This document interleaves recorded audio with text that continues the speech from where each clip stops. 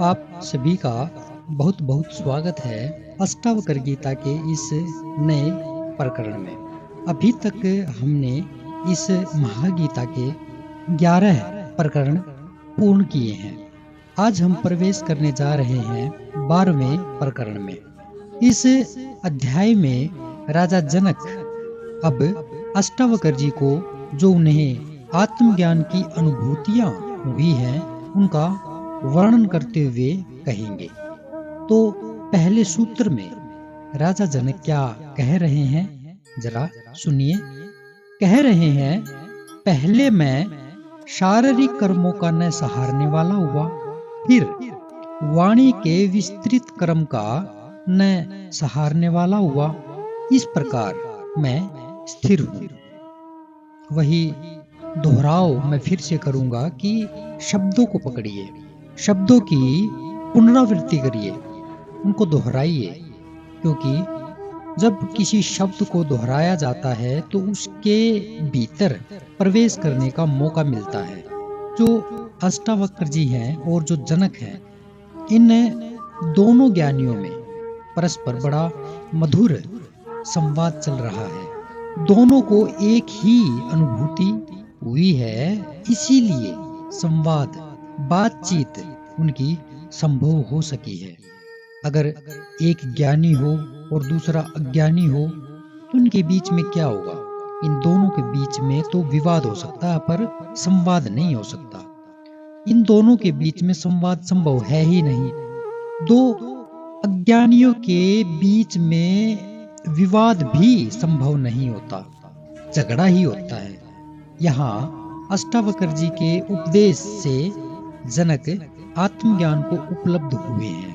अब वे अपनी उपलब्धि के क्रम का वर्णन करते हुए कहते हैं कि वासना के कारण चित्त में तरंगे उठती हैं, जिससे मन में विचारों की, संकल्प विकल्प की बहुत सारी उथल पुथल आरंभ हो जाती है। यही विचार वाणी और शारीरिक क्रियाओं में प्रकट होते हैं। जैसे अगर कोई गुस्से में है तो क्या उसके द्वारा जो शारीरिक कर्म हो रहा है उसमें वह गुस्सा प्रकट नहीं होगा? बिल्कुल होगा। अगर वह भीतर प्रेम को स्थान दिए बैठा है या प्रेम को उपलब्ध है तो क्या उसका शरीर, उसके जो कृत्य हैं उनमें वो प्रेम, वो करुणा दिखाई नहीं देगी? बिल्कुल देगी। इसीलिए यहाँ पे ये बात कही गई है कि जो ये उथल पुथल वाले विचार हैं, जो ये संकल्प और विकल्प के विचार हैं, ये ही वाणी और शारीरिक क्रियाओं में प्रकट होते हैं। तो राजा जनक यही यहाँ पे कह रहे हैं कि इन सभी क्रियाओं का निरोध करने से ही आत्मज्ञान होता है। पतंजलि ने भी कहा है कि चित्त की वृत्तियों का निरोध ही योग है।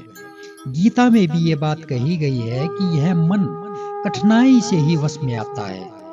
पतंजलि ये भी कहते हैं कि अभ्यास और वैराग्य से चित्त की वृत्तियों का निरोध होता है। तो अगर इन वृत्तियों को रोका जाए, वैराग्य को अपना लिया जाए, वैराग्य यानी वस्तुओं को ध्यान से देखना, उनको समझना और अपने ऊपर, अपने चित्त के ऊपर उन्हें आरोपित न होने देना, यही वैराग्य है। वैराग्य का कोई ये अर्थ नहीं है कि आप कहीं जंगल में भाग जाएं या फिर आप अपने समाज का त्याग करके कहीं दूर भाग जाएं, पर्वतों पे चले जाएं। वैराग्य का ये कतई अर्थ नहीं है। वैराग्य का यही अर्थ सही है कि वस्तुओं को या संसार को सही तरीके से जान लेना। इसीलिए यहाँ पे कहा गया है कि अभ्यास और वैराग्य से चित्त की वृत्तियों का निरोध होता है। अतः अभ्यास और वैराग्य आत्मज्ञान के लिए परम आवश्यक है। जनक कहते हैं कि पहले मैंने शारीरिक कर्मों का निरोध किया, फिर वाणी के कर्मों का निरोध किया और फिर मानसिक कर्मों का भी निरोध किया, यानी उनको रोक लिया, उनको बंद कर दिया। इस प्रकार मैं आत्मज्ञान को उपलब्ध होकर अब आत्मा में स्थित हूँ। शरीर और इंद्रियों से जो कर्म किए जाते हैं उनके साथ फल की आकांक्षा, आशा निराशा, लाभ हानि, सुख दुख और अनेक अपेक्षाएं जुड़ी रहती हैं, जिनसे मन में विक्षेप उत्पन्न होते हैं। विक्षेप यानी अलगाव, यानी बिखरना, इधर उधर उनका छितराव होना। इसके निरोध के लिए किसके, ये जो फल की आकांक्षाएं हैं, आशा निराशा और लाभ हानि आदि हैं, इनके निरोध के लिए, इनको रोकने के लिए जप तप यज्ञ आसन हठ योग आदि शारीरिक कर्मों को करते हैं, जिससे और नए विक्षेप आरंभ हो जाते हैं। यदि शारीरिक कर्मों को रोक भी दिया जाए तो भी वाणी के कर्म चलते रहते हैं। भजन कीर्तन, मंत्रोच्चारण, प्रवचन, उपदेश, अखंड पाठ आदि कुछ न कुछ चलता रहता है। इनके रोक देने पर भी मन में अनेक संकल्प, विकल्प, विचार आदि चलते ही रहते हैं। ये तीनों प्रकार के कर्म जब तक शांत नहीं होते तब तक चित्त शांत नहीं होता, और चित्त के शांत हुए बिना आत्मज्ञान नहीं हो सकता, नहीं होता है। इन तीनों के निरोध का मात्र उपाय इतना है, इन तीनों के निरोध का मात्र उपाय इतना है कि इनके प्रति उपेक्षा रख लो। क्रम से क्रम को रोकने के प्रयत्न में नए क्रम उत्पन्न हो जाते हैं। क्या कहा? क्रम से क्रम को रोकने के प्रयत्न में नए क्रम उत्पन्न हो जाते हैं। अतः उपेक्षा, उदासीन होना, दृष्टा होना ही मात्र इसका एक मार्ग है। शरीर, मन और वाणी के कर्म अपने आप होते हैं, स्वभाव से होते हैं।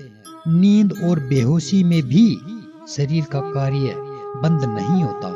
स्वप्न में भी मन का जो कार्य है वो चलता ही रहता है। शरीर भी अपने आप चलता है। सारी क्रियाएं ही ये प्राकृतिक हैं। इसी प्रकार मन और वाणी की क्रियाएं भी स्वभाव से होती हैं। रोकने के प्रयत्न से ये ज्यादा उग्र रूप से चलने लगती हैं। उग्र रूप यानी भयंकर रूप से। अतः अपने को इन सब से अलग करके दृष्टा रूप होकर साक्षी भाव से देखने से इनका निरोध हो जाता है। ये रुक जाते हैं, केवल इनको ठहर के देखना भर है, जिनसे इनसे मुक्त हुआ जा सकता है, अपने को कर्तापन से हटाया जा सकता है, और यही एकमात्र इसका मार्ग है। इसी से चित्त स्थिर और शांत हो सकता है। मित्र, शत्रु, प्रशंसा, निंदा, त्याग, ग्रहण, राग, विराग, ये सभी उपद्रव हैं। वैसे दोनों में ही रस है, आसक्ति है। अगर ग्रहण करने में आसक्ति है तो त्याग में भी आसक्ति ही है। शत्रु, निंदा, विराग ये भी उल्टी आसक्ति हैं। इसलिए जनक कह रहे हैं कि मैं तीनों प्रकार के कर्मों का न सहारने वाला हुआ, यानी इनको मैं किसी प्रकार की कोई तवज्जो नहीं देता, मैं इनका किसी प्रकार का कोई सम्मान नहीं करता, या फिर दूसरे शब्दों में जो सबसे प्यारे शब्द हैं उनमें कहा जा सकता है कि मैंने इन तीनों को करीब से जान लिया, इनको अच्छे से इनकी पड़ताल कर ली। इसलिए मैं अब इनके द्वारा पकड़ में नहीं आऊंगा। इसीलिए यहाँ पे कहा कि तीनों प्रकार के कर्मों का न सहारने वाला हुआ। इस प्रकार अब मैं चैतन्य आत्मा में स्थित हूँ।